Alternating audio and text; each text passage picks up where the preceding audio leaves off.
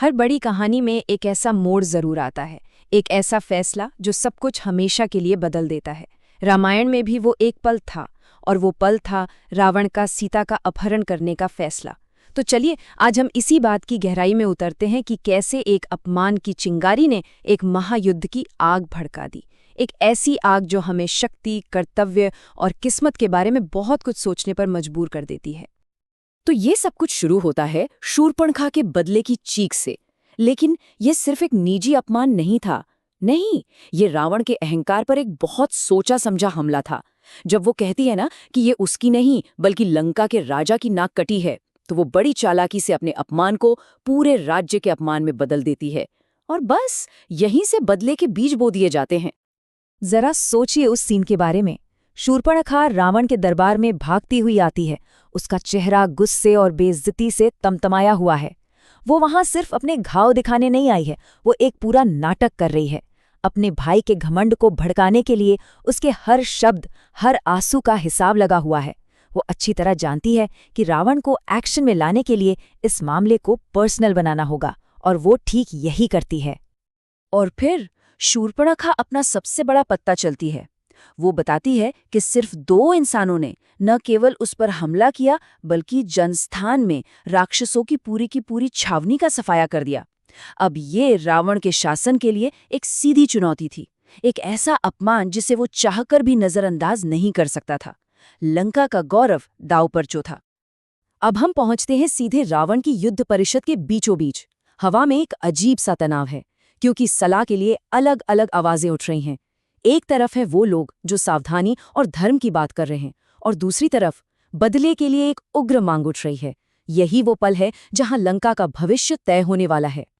युद्ध से बचकर आए अकंपन का बयान एक बहुत ही डरावनी तस्वीर पेश करता है। वो राम को सिर्फ एक काबिल योद्धा नहीं बताता, बल्कि उसे दिव्य हथियारों से लैस एक अलौकिक शक्ति बताता है। उसके शब्द रावण के पूरे दरबार में गूंजते हैं, जिससे डर और हैरानी का माहौल बन जाता है।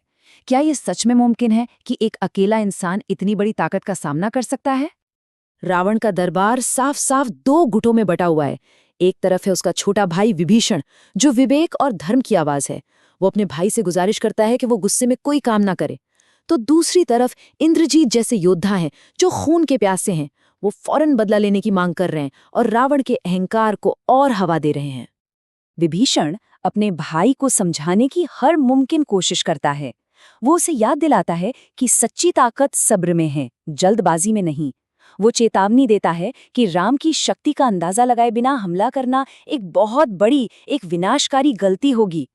लेकिन उसकी बातें अनसुनी कर दी जाती हैं। रावण के अहंकार ने उसकी आंखों पर पट्टी बांध दी थी। इतनी सलाह और चेतावनियों के बावजूद रावण का फैसला उसके अहंकार से ही तय होता है।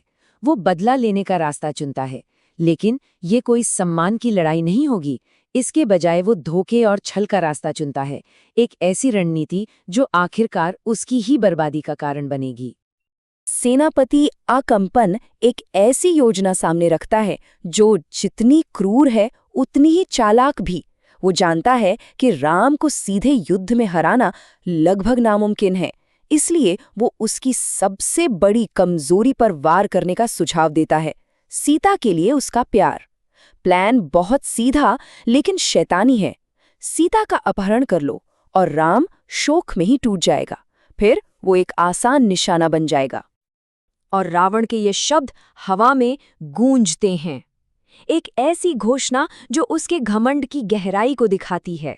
इस एक वाक्य में वो विभीषण की सारी दलीलों को खारिज कर देता है और खुद को हर नैतिक कानून से ऊपर समझता है। उसने अपना रास्ता चुन लिया था, और ये रास्ता तबाही का था। अब अपनी योजना को अंजाम देने के लिए रावण को एक मोहरे की जरूरत थी, और वो अपने मामा मारीच के पास जाता है। मारीच एक शक्तिशाली जादूगर तो है, लेकिन वो राम की ताकत को खुद महसूस कर चुका है। वो जानता है कि रावण को चुनौती देना मौत को दावत देना है, लेकिन वो ये भी जानता है कि राम का सामना करना तो पक्की मौत है। मारीच रावण को इस बेवकूफ़ी भरे रास्ते से हटाने की पूरी कोशिश करता है। वो राम की एक से बढ़कर एक अविश्वसनीय उपलब्धियों को गिनाता है। ताड़का और सुबाहु जैसे राक्षसों का वध, शिव के दिव्य धनुष को तोड़ना और खर दूषण की पूरी सेना का सफाया करना। वो रावण को चेतावनी देता है कि राम कोई मामूली इंसान नहीं बल्कि एक ऐसी शक्ति है जिसका सामना नहीं किया जा सकता। लेकिन मारीच की चेतावनियों का रावण पर कोई असर नहीं होता। वो उसे एक बहुत ही क्रूर विकल्प देता है, या तो मेरा हुक्म मानो या मेरे हाथों मरो। मारीच अब एक ऐसी हालत में फंस गया है जहां से निकलना नामुमकिन है। वो जानता है कि वो चाहे जो भी रास्ता चुने, मौत तो निश्चित है। सवाल सिर्फ ये है कि वो कैसे मरना पसंद करेगा। भारी मन से मारीच अपनी किस्मत को स्वीकार कर लेता है। वो जानता है कि उसके पास अब कोई दूसरा रास्ता नहीं बचा है, और अगर मरना ही है तो वो एक अत्याचारी के हाथों मरने के बजाय एक गुणी योद्धा के हाथों मरना बेहतर समझता है।